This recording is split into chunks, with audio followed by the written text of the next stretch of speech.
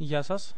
Στο συγκεκριμένο βίντεο σας δείχνω πώς να κάνετε εγκατάσταση αυτό το τηλέφωνο, το USB τηλέφωνο, για να μπορέσετε να πραγματοποιήσετε κλήσεις μέσω ίντερνετ.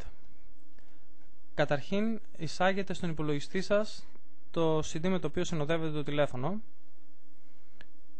και στη συνέχεια κάντε διπλό κλικ στο My Computer, στο υπολογιστή μου.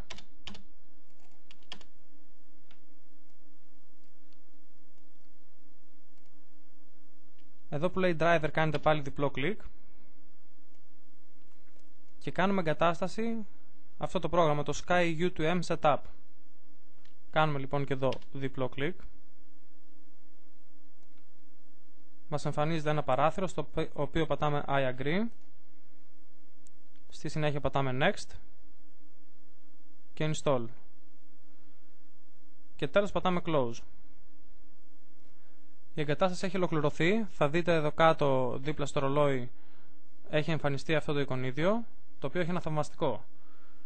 Τώρα συνδέστε το USB τηλέφωνο στον υπολογιστή σας σε μια ελεύθερη USB θύρα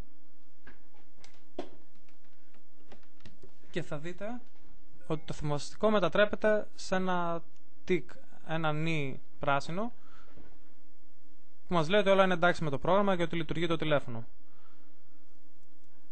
Το συγκεκριμένο τηλέφωνο έχει πλήρη συμβατότητα με αυτά τα προγράμματα, το Skype, το VoIPbuster, το VoIPStant, VoIPChip, SparVoIP, VoIPDiscount, Internet Calls, NetAppel, Poivy, FreeCall, VoIPChip.com, WebCall Direct και JustVoIP. Εγώ έχω το JustVoIP εγκατεστημένο στην υπολογιστή μου.